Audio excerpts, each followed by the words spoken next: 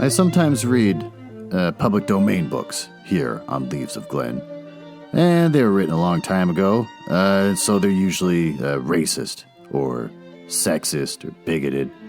But in there somewhere and all that is a story, and that's why those stories are famous. Other times, I read works from independent authors, and they're delightfully not racist, but they might have adult language or adult situations. So that's your warning, but I'm sure you are grown up enough to handle it. Don't write to me complaining.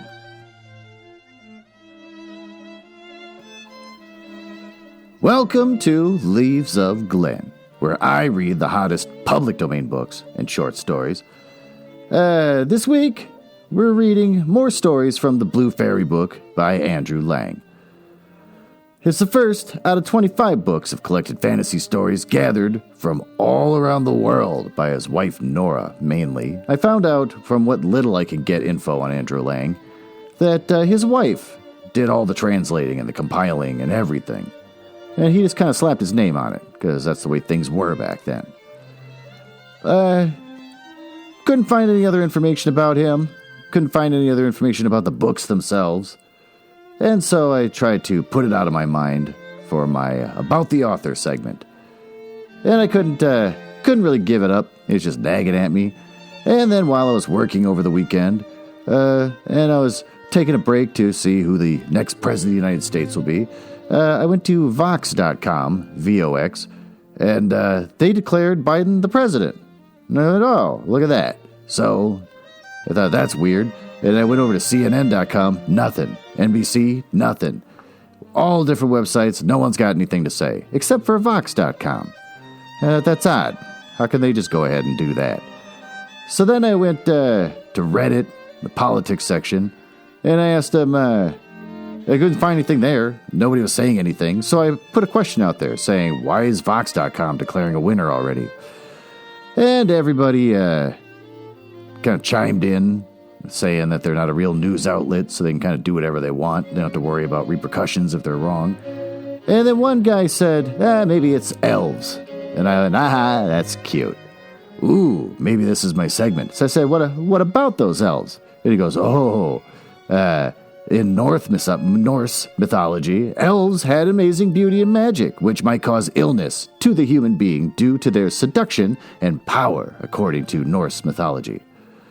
And I said, yeah, anything else? And about 20 minutes later, he replied, the loss of popularity. Elves lost their popularity in the folklore or mythology after the medieval period. The native terms like huldra, fairy, and zwerg were often used at that time.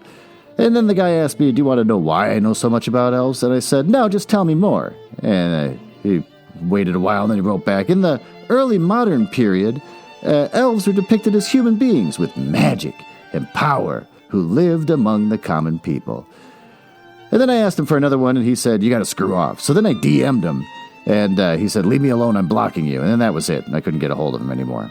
And I thought, well, hot dog, I've got my little section of About the Author with a little bit of content. So I was pretty happy with that. Well, with that, let's dive into the two stories, Little Red Riding Hood and Sleeping Beauty.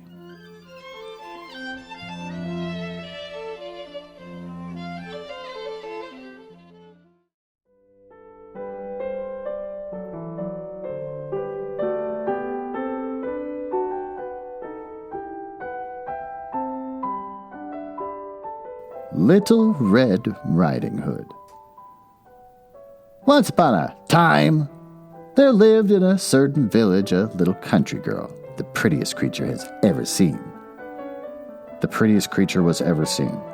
Okay, whatever. Her mother was excessively fond of her, and her grandmother doted on her still more. This good woman had made her, for her, a little red riding hood, which became the girl so extremely well that everybody called her Little Red Riding Hood. One day, her mother, having made some custards, said to her, go, my dear, and see how thy grandmama does, for I hear she has been very ill. Carry her a custard, this little pot of butter. Little Red Riding Hood set out immediately to go to her grandmother, who lived in another village. As she was going through the wood, she met with a gaffer wolf. What's a gaffer wolf? Let's look it up. I got the Kindle again. Person in charge of others, a boss. All right, whatever. Who had a very great mind to eat her up, but he dared not because of some, faggot makers hard by the forest. This must be the traditional term of sticks. So he asked her whither she was going. The poor child, who did not know that it was dangerous to stay and hear a wolf talk, said to him, I'm going to see my grandmama and carry a custard and a little pot of butter from my mama. Does she live far off? Said the wolf. Oh, hey, answered Little Red Riding Hood. It is beyond that mill you see there, the first house in the village. Well, said the wolf, I'll go and see her too. I'll go this way, you go that, and we shall see who will be there the soonest. Well, the wolf began to run as fast as he could, taking the nearest way, and the little girl went by the farthest about, diverting herself and gathering nuts, running after butterflies, and making nosegays of such little flowers that she met. What's a nosegay? Well, thanks to the Kindle, I'm going to look that up too. A small bunch of flowers. So she's just gathering up flowers, just a bundle. All right, fine. Of such little flowers that she met with. The wolf was not long before he got to the old woman's house, and he knocked at the door. It actually says, tap, tap. Who's there? Hey, grandchild. Little Red Riding Hood, replied the wolf, counterfeiting her voice.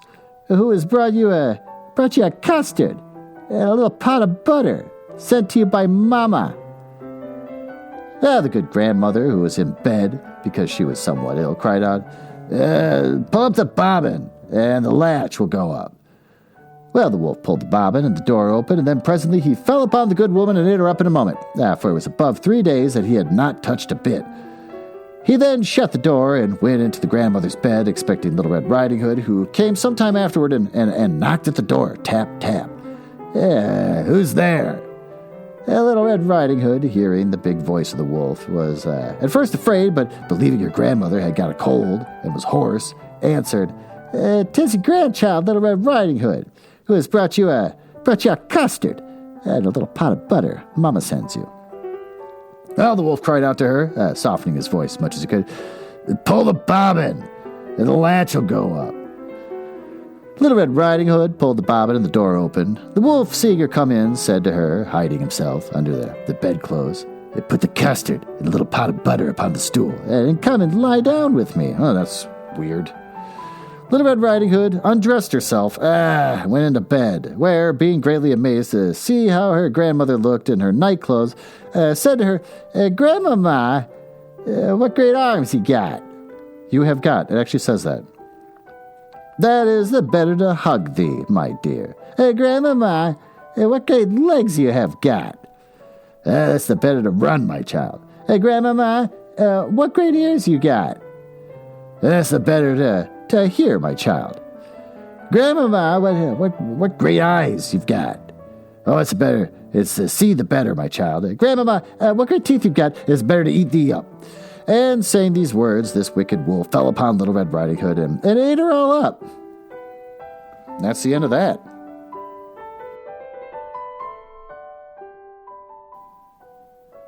The Sleeping Beauty in the Wood. There were formerly a king and a queen who were so sorry that they had no children, so sorry that it cannot be expressed. They went to all the waters in the world, vows, pilgrimages, all ways were tried, and all to no purpose. At last, however, the queen had a daughter. There was a very fine christening, and the princess had for her godmothers all the fairies that they could find in the whole kingdom. In parentheses, they found 7, that every one of them might give her a gift.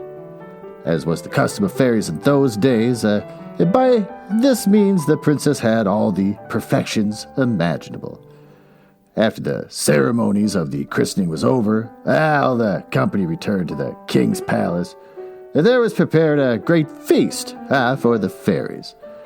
There was placed before every one of them a magnificent cover with a case of massive gold, wherein were a spoon, a knife, a fork, all of pure gold, set with diamonds and rubies. That sounds dangerous. What if it breaks off and gets your tooth? But as they were all sitting down at the table, they saw come into the hall a very old fairy, whom they had not invited, because it was above 50 years since she had been out of a certain tower, and she was believed to be either dead or enchanted. King ordered her a cover, but could not furnish her with a case of gold as the others, because they only had 7 made for the 7 fairies. The old fairy fancied that she was slighted, and muttered some threats between her teeth. One of the young fairies who sat by her overheard how she grumbled, and, judging that she might give the little princess some unlucky gift, went as soon as they rose from the table and hid herself behind the hangings, that she might speak last and repair, as much as she could, the evil which the old fairy might intend. In the meanwhile, all the fairies began to give their gifts to the princesses. The youngest gave for her a gift that she would be the most beautiful person in the world. And next, that she should have the wit of an angel. And third, that she should have a wonderful grace in everything she did. The fourth, that she should dance perfectly well. The fifth, that she should sing like a nightingale. And the sixth, that she should play all kinds of music to the utmost perfection. The old fairy's turn came next, with a head shaking, more with spite than age. She said that the princess should have her hand pierced with a spindle and die of the wound. This terrible gift made the whole company tremble, and everybody fell a-crying. Suddenly they're from the old South. At this very instant, the young fairy came out from behind the hangings and spake the words aloud. Assure yourselves, O king and queen, that your daughter shall not die of this disaster. It is true, I have no power to undo, just hit the mic, entirely what my elder has done. The princess shall indeed pierce her hand with the spindle, but instead of dying, she shall only fall into a profound sleep, which shall last 100 years. At the expiration of which a king's son shall come and awake her. The king, to avoid the misfortune foretold by the old fairy, caused immediately proclamation to be made, whereby everybody was forbidden, on pain of death, to spin with a distaff and spindle, or to have so much as any spindle in their houses. Well, that's going to ruin an entire industry within your kingdom. About 15 or 16 years after, the king and queen being gone to one of their houses of pleasure, the young princess happened one day to divert herself in running up and down the palace. When going up from one apartment to another, she came to a little room on the top of the tower, where a good old woman alone was spinning with her spindle. This good woman had never heard of the king's proclamation against spindles. What are you doing there, goody? Said the princess. Goody? I am spinning, my pretty child, said the old woman, who did not know who she was. Ha! Said the princess. This is very pretty. How do you do it? Give it to me, that I may see if I can do so. She had no sooner taken it into her hand than, whether being very hasty at it, somewhat unhandy, or by the decree of the fairy had so ordained it, it ran into her hand, and she fell down in a swoon. The good old woman, not knowing very well what to do in this affair, cried out for help. People came in from every quarter in great numbers, and they threw water upon the princess's face, unlaced her, they got her naked, struck her on the palms of the hands, and rubbed her temples with hungry water, but nothing would bring her to herself. Did they also massage her feet? All the stuff they're doing isn't very helpful. And now the king, who came up at the noise, bethought himself of the prediction. He's back from one of his pleasure houses, of the fairies, and judging very well that this must necessarily come to pass, since the fairies had said it, caused the princess to be carried into the finest apartment. So the old woman genuinely was just an old woman who never heard about the ban 15 years later. That seems really weird, especially being in the castle, where you'd think you'd definitely have heard about the ban. laid upon a bed all embroidered with gold and silver. One would have taken her for a little angel. She was so very beautiful, and for her swooning away had not diminished one bit of her complexion. Her cheeks were carnation, and her lips were coral. Indeed, her eyes were shut, but she was heard to breathe softly, which satisfied those about her that she was not dead. The king commanded that they should not disturb her, but let her sleep quietly till her hour of awakening was come. The good fairy, who had saved her life by condemning her to sleep 100 years, was in the kingdom of Mataken, 12,000 leagues off. When this accident befell the princess... What is she doing, shopping? When this accident befell the princess, she was instantly informed of it by a little dwarf who had boots of 7 leagues. That is, boots with which he could tread over 7 leagues of ground in one stride. The fairy came away immediately, and she arrived about an hour after in a fiery chariot drawn by dragons. Cool. The king handed her out of the chariot, and she approved everything he had done. But as she had very great foresight, she thought when the princess should awake, she might not know what to do with herself, being all alone in this old palace. And this is what she did. She touched with her wand everything in the palace, except the king and the queen, in parentheses, governesses, maids of honor, ladies of the bedchamber, gentlemen, just gentlemen in general, officers, stewards, cooks, they're useful, undercooks, not as useful, scullions, whatever that is, guards, with their beef eaters. What's a beef eater? I know that that's a brand of gin, but yeoman of the guard in the Tower of London. Originally a derogatory term for a well-fed servant. So, it's okay. It's just a buddy. It's just like a little slave boy. Weird. Pages, footmen. She likewise touched all the horses, which were in the stables. Pads, as well as others. The great dogs in the outward court. A pretty little Mopsy, too. Who's Mopsy? I guess one of the dogs. They took the time to name this dog we're never going to hear about again. The princess's little spaniel, which lay by her on the bed. Immediately upon touching them, they all fell asleep, but that they might not awake before their mistress, and that they might be ready to wait upon her when she wanted them. The very spits at the fire, as full as they could hold of partridges and pheasants, did fall asleep also, and this was done in a moment. Fairies not long in doing their business. Now the king and queen, having kissed their dear child without waking her, of course not, they're not going to wake her, went out of the palace and put forth a proclamation that nobody should dare to come near it. Well, we know one old lady who probably won't pay attention to that rule. This, however, was not necessary, for in a quarter of an hour's time there grew up all around about the park such a vast number of trees, great and small, bushes, brambles, twining one within another, that neither man nor beast could pass through, so that nothing could be seen but the very tops of the towers of the palace, and that, too, not unless it was a good way off. Nobody doubted but the fairy gave herein a very extraordinary sample of her art, that the princess, while she continued sleeping, might have nothing to fear from any curious people. When 100 years were gone and passed, and the son of the king, then reigning, and who was of another family from that of the sleeping princess, being gone a-hunting, that's again with the southern drawl, on the side of the country, asked, what those towers were which we saw in the middle of the great thick wood? Well, everyone answered, according as they heard. Some said, that is a ruinous old castle, haunted by spirits. Others, that all the sorcerers and witches of the country kept there their Sabbath, or night's meeting.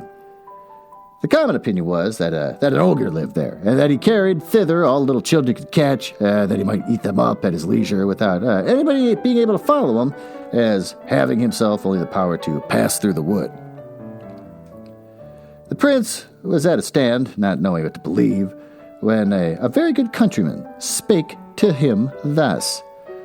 May it please your Royal Highness, it is now about 50 years since I heard from my father, who heard from my grandfather, say that there was then in this castle a princess, the most beautiful was ever seen, and she must sleep there 100 years, and should be waked by a king's son, for whom she was reserved. Ooh, the young prince was all on fire at these words, believing, without weighing the matter, that he could put an end to this rare adventure, and pushed on by love and honor. Isn't this like his family member? Isn't he the son descended from the mother and father king who are still awake? Pushed on by love and honor, resolved that moment to look into it. Scarce had he advanced toward the wood when all the great trees, the bushes, and the brambles gave way of themselves to let him pass through. And he walked up to the castle, which he saw at the end of a large avenue, which he went into, and what a little surprise to him was that he saw none of his people could follow him, because the trees closed in again as soon as he had passed through them. However, he did not cease from continuing his way. A young and amorous prince is always valiant. He came into a spacious outward court, where everything he saw might have frozen the most fearless person with horror. There reigned all over a most frightful silence, and the image of death everywhere showed itself.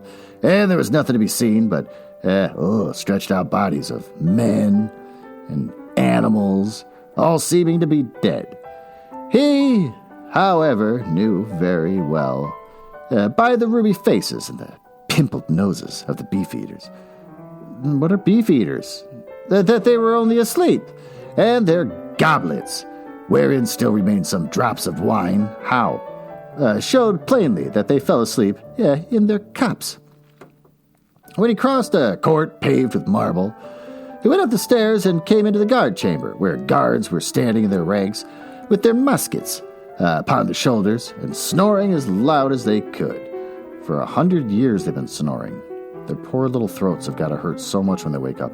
After that, he went through several rooms full of gentlemen and ladies, all asleep, some standing, others sitting.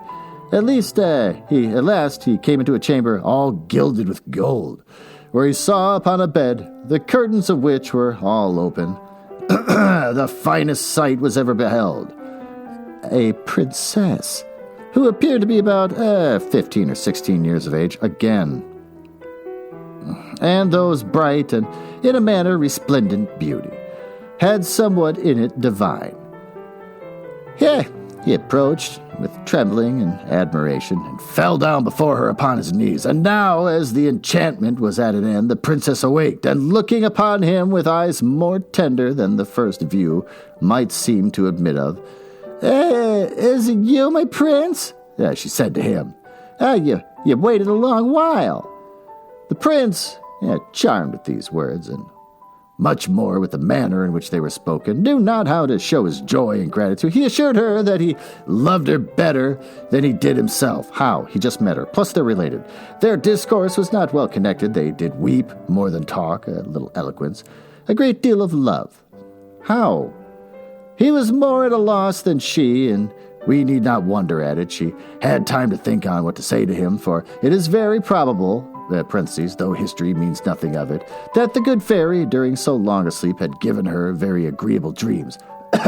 In short, they talked 4 hours together, and yet they said not half of what they had to say. In the meanwhile, all the palace awaked. Everyone thought upon the particular business, as all of them were not in love, that they were ready to die for their hunger. The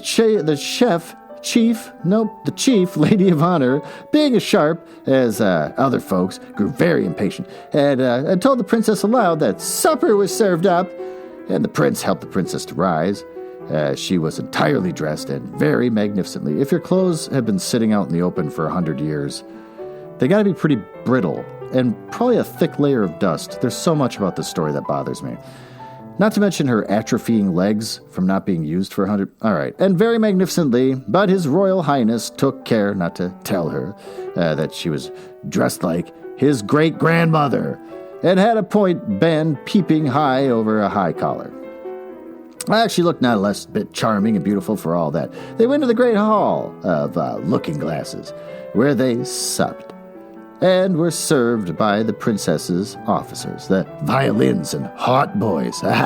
Played old tunes, but very excellent, though it was now above 100 years since they had played. And after supper, how did the strings not break and stuff, because they're brittle, because I'm moving on. And after supper, without losing any time, the food, again, rotted, and all right, and the Lord Almoner married them in the chapel of the castle, and the chief lady of honor drew the curtains.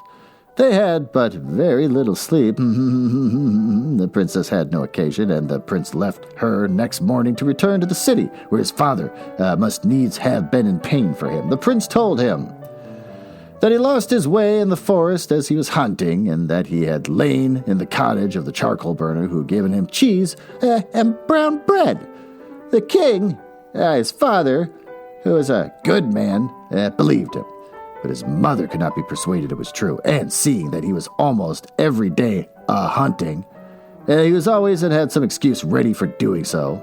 Though he had laid out 3 or 4 nights altogether, she began to suspect that he was married. How? Where'd you come to that conclusion for? For he lived with the princess above the whole 2 whole years, and had by her 2 children, the eldest of which, who was a daughter, was named Morning, and the youngest, who was a son, they called Day, because he was a great deal handsomer and more beautiful than his sister. This guy just made babies with his great-great-grandma. The queen spoke several times to her son to inform herself after what manner he did pass his time, and that in this he ought to duty to satisfy her. But he never dared to trust her with his secret. He feared her, though he loved her, for she was of the race of the ogres, and the king would never have married her had it not been for her vast riches. It was even whispered about the court that she had an ogreish inclinations, and that whenever she saw little children passing by, she had all the difficulty in the world to avoid falling upon them, and so the prince would never tell her one word. But when the king was dead, which happened about 2 years afterwards, and he saw himself lord and master, he openly declared his marriage and went in great ceremony to conduct his queen to the palace. They made a magnificent entry into the capital city, she riding between her 2 children. Soon after, the king went to make war with the Emperor Cantalabute, his neighbor. He left the government of his kingdom to the queen and his mother, and earnestly recommended of her care his wife and children. He was obliged to continue his expedition in all summer, and as soon as he departed, the queen mother sent her daughter-in-law to a country house among the woods, that she might be the more ease gratify her horrible longing. Am I missing something? So she's really an ogre? Some few days afterwards, she went thither herself and said to her clerk of the kitchen, I have a mind to eat a little morning for my dinner tomorrow. Ah, madam, cried the clerk of the kitchen. I will have it so, replied the queen, and this she spoke in the tone of an ogress who had a strong desire to eat fresh meat, and will eat her with a sauce Robert. And the poor man, knowing very well that he must not play tricks with an ogress, took his great knife and went up to the little morning's chamber. She was then 4 years old, and came up to him, jumping and laughing, to take him about the neck and ask him for some sugar candy, upon which he began to weep. The great knife fell out of his hand, and he went into the backyard and killed a little lamb, and dressed it with such good sauce that his mistress assured him that she had never eaten anything so good in her life. He had at the same time taken up little Morning and carried her to his wife to conceal her in the lodging he had at the bottom of the courtyard. About 8 days afterward, the wicked queen said to the clerk of the kitchen, I will sup on little Day. He answered not a word. Being resolved to cheat her, as he had done before, he went to find out little Day, and saw him with a little foil in his hand, which he was fencing with a great monkey. The child, being then only 3 years of age, he took him up in his arms and carried him to his wife, that she might conceal him in her chamber along with his sister. And in the room, the little Day cooked up a young kid, very tender, which the ogress found to be wonderfully good. This was Hithro all mighty well. But one evening, this wicked queen said to her clerk of the kitchen, "Well, I will eat the queen with the same sauce I had with her children." Oh, it was now that the poor clerk of the kitchen despaired of being able to deceive her. The young queen was turned of 20, not reckoning the 100 years that she'd been asleep, and how to find in him the yard of beast so firm was what puzzled him. So he took then a resolution that he might save his own life to cut the queen's throat. And going up into her chamber with the intent to do it at once, he put himself into as great a fury as he possibly could and came into the young queen's room with his dagger in his hand, but he could not, however, surprise her, but told her with a great deal of respect the orders he had received from the queen mother. Do it, in parentheses, said she, stretching out her neck. Execute your orders, and then I shall go find, and I will go see my children, my poor children who I so much and so tenderly loved. For she thought them dead ever since they had been taken away without her knowledge. No, madam, cried the poor clerk of the kitchen, all in tears. You shall not die, and yet you shall see your children again. Which must have been a weird thing for her to hear. But then you must go home with me to my lodgings, where I've concealed them, and I shall deceive the queen once more by giving her, in your stead, a young hind. Upon this, he forthwith conducted her to his chamber, where, leaving her to embrace her children and cry along with them, he went and dressed a young hind, which the queen had for her supper, and devoured it with the same appetite as if it had been the young queen. Exceedingly she was delighted with their cruelty, and she had invented a story to tell the king at his return how the mad wolves had eaten up the queen and the wife and their 2 children. One evening, as she was, according to her custom, rambling around about the courts and the yards of the palace to see if she could smell any fresh meat, she heard in a ground room a little day crying. His mama was going to whip him because he'd been naughty. And she heard, at the same time, a little mourning, begging pardon for her brother. Oh, the ogress presently knew the voice of the queen and her children, and being quite mad that she had been thus deceived, she commanded next morning by break of day, more parentheses with a most horrible voice, which made everybody tremble, that they should bring into the middle of the great court a large tub, which she caused to be filled with toads, vipers, snakes, and all sorts of serpents, in order to have her thrown into the queen and the children, the clerk of the kitchen, the wife and maid, all whom she had given orders should be brought thither with their hands tied behind them. Well, they were brought out accordingly, and the executioners were just going to throw them in the tub, when the king, who was not so soon expected, entered the court on horseback, more parentheses, for he came to the post, and asked, with the utmost astonishment, what was the meaning of that horrible spectacle? Oh, no one dared to tell him. But then the ogress, all enraged to see what had happened, threw herself head foremost into the tub, and was instantly devoured by the ugly creatures which she had ordered to be thrown in for the others. The king could not but be very sorry, for she was his mother. But he soon comforted himself with his beautiful wife, and his pretty children.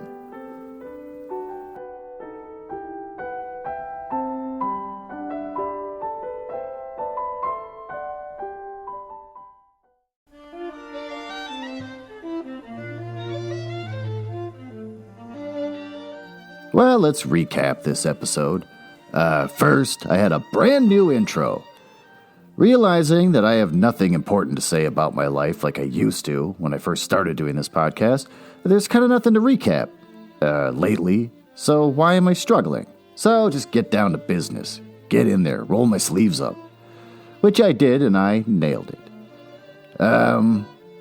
Little Red Riding Hood? Just a disturbing story. Doesn't have any kind of point to it, I guess, except for watch out for anthropomorphic wolves. But otherwise, there's kind of no point. Just there to terrify kids. Sleeping Beauty? Well, don't get a magical person mad at you. I guess that's the first step. And then the next step would be try to befriend other magical people to help you out when you painted yourself into a corner. And then also in the end, it's apparently okay to marry your grandma. Isn't that how that worked out? I think it did. I think they were related. I don't know. These fairy stories, it's really okay to pretty much marry anyone you want. I mean, even an infant, I suppose. I mean, there's no other rules. Why would that be something that's forbidden? What's good? Kind of nothing. I mean, except for the fact they're fairy stories, so you're supposed to like them. These for kids. But these aren't really kids appropriate. And were they ever? I guess they must have been. People had a different idea of what entertained children. No wonder people were so barbaric back in the old days, because they thought it was funny to have a wolf dressed up as a grandma kill you. What sucks? Pretty much the whole story. Marrying your own family is weird. I'm not a big fan of that. And also, I get into the weeds with the technicalities of, well, if you're going to sleep for 100 years or whatever the term was, what about the layers of dust that should be on you? And what about the floors rotting out underneath your bed? Water damage and all sorts of stuff that can happen. A house unattended for 1 year completely falls apart.